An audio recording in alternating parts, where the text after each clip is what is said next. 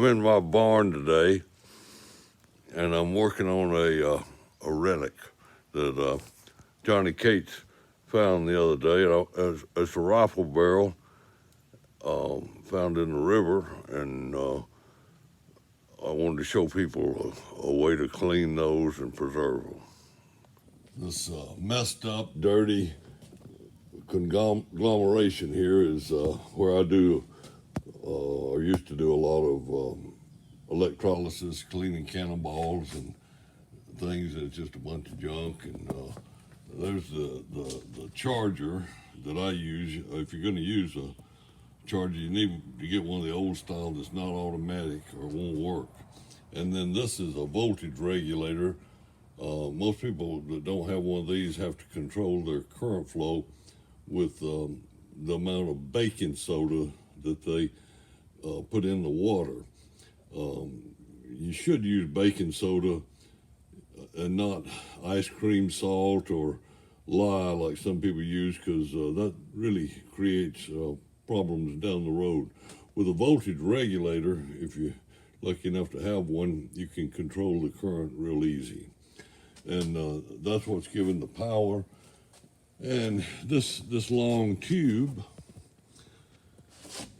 it's got a tompion in the end to keep the water and baking soda in there.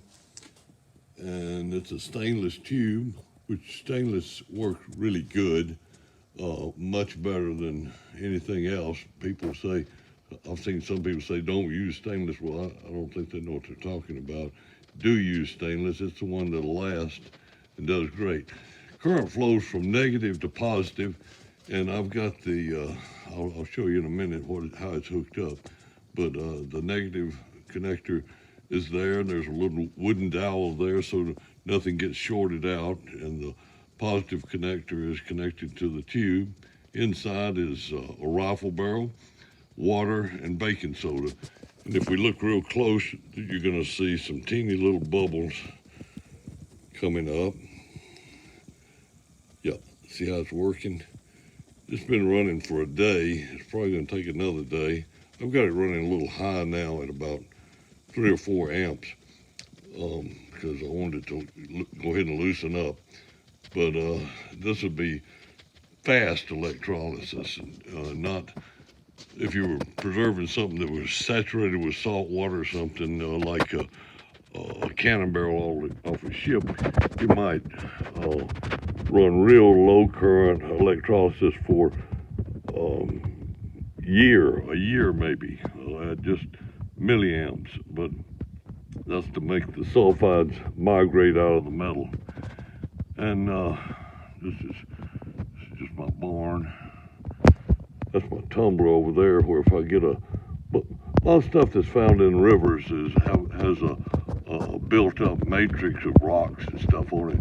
And if you put a bunch of stuff in a tumbler with some rocks and some heavy stuff, it'll clean that up. But not if it's something that's gonna break, but otherwise. And my barn is just like me. It looks like a slob, and that's me. But I do a little woodworking, and there's my boat of the last 40 years. And okay, this is the rifle barrel that Johnny found, and you'll notice got it connected just with a hose clamp and a eyelet, whatever you call that thing. And I expose one part, take the grinder and expose bare metal where you can connect, and then I just tighten it up with the hose clamp against that metal and twist it good, make sure you get a good connection. And then I've got these foam spacers on here, a couple of them. That's just so the rifle barrel doesn't touch against the stainless tubing and short out. This rifle barrel is heavy. When you find something that's been in water a long time, you can actually pick it up and tell if you're going to have a problem or not.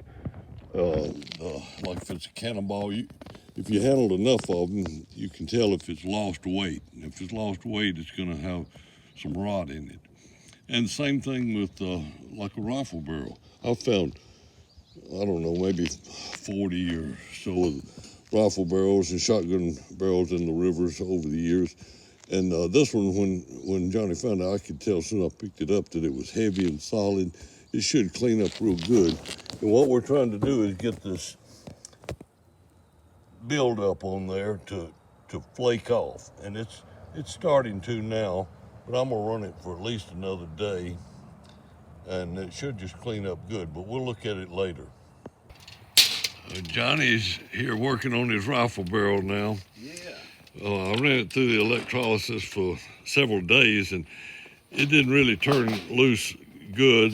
Like something found on land turns loose better than sometimes stuff from the water just is hard to get off. But it turned loose a little bit, and then he chipped it off, and we took the little sander on the grinder and knocked some of it off, some of the dust out. So it's looking pretty good. I don't know one rifle barrel from another, but this one is pretty solid. And it's the first one Johnny's found, and he likes it. He got a Usyk up in Alaska this summer, and he got a whole walrus skull with the two pretty ivory tusks, and he got a ancient stone ulu that the Eskimos made thousands of years ago. He's really good, and pretty soon he's going to find a whole bunch of relics, Civil War stuff. I don't know about good, just lucky. So, well, as hard as you work, I think you make your own luck. Johnny's a Marine, and he's a tough dude, and he's our kind of guy. Okay, Johnny's got some other stuff that he bought recently. The guy that was, I think he dug a lot over in Missouri and Arkansas, and I guess he's dead or something. But anyway, Johnny ended up buying some of his stuff he picked up over the years. And we're going to put Gempler's rust converter on the rifle barrel and on all this iron to preserve it. All right. Shake it. Gotta get a little flair to it. Shake, don't stir. This is your Gempler's rust converter, which is really tannic acid. And I've been using it for a long time. In fact, I've got a lot of people all over the country that have started using it. I'm glad. I want them to quit using the hot wax treatment, which is what I used 40 years ago, and until I found out how dangerous it was. And this is just much easier and much better, and it does a good job. When you pour it out, it's cream colored or white, and immediately when it goes on the iron, it starts doing a chemical reaction and turns purple, and eventually will turn to a nice black, which I like. Black is good. Now we've got a little funnel there, and we made a hole in the barrel. It was stopped up with a matrix, and now we're using a little funnel, and we're pouring it inside the barrel first to so we'll preserve from the inside. And we're going to pour that in and slosh it around good, and then pour it back out, and then we'll paint. When you're using the Gemplers, don't pour out more than you want to use, because you're not going to add it back. And it's good for a couple years. You don't want to ever let Gemplers freeze in your garage or anything. I carried a bunch out to Alaska one year, and it froze and turned to a gel, so that's not the way to do it.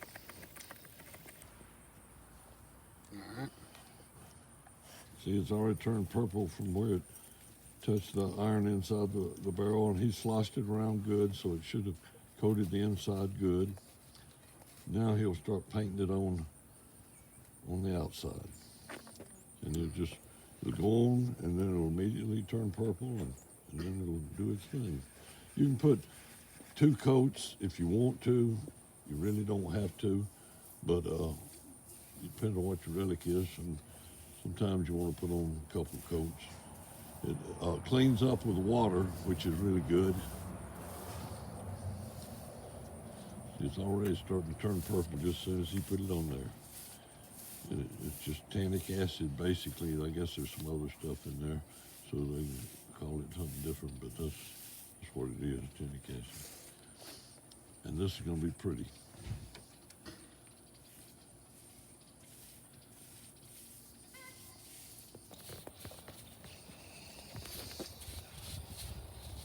You don't have to be real careful with this Gempler. Just get it on there. It'll start changing color. See, it's on those two fragments there. It's already Turning black. turning black.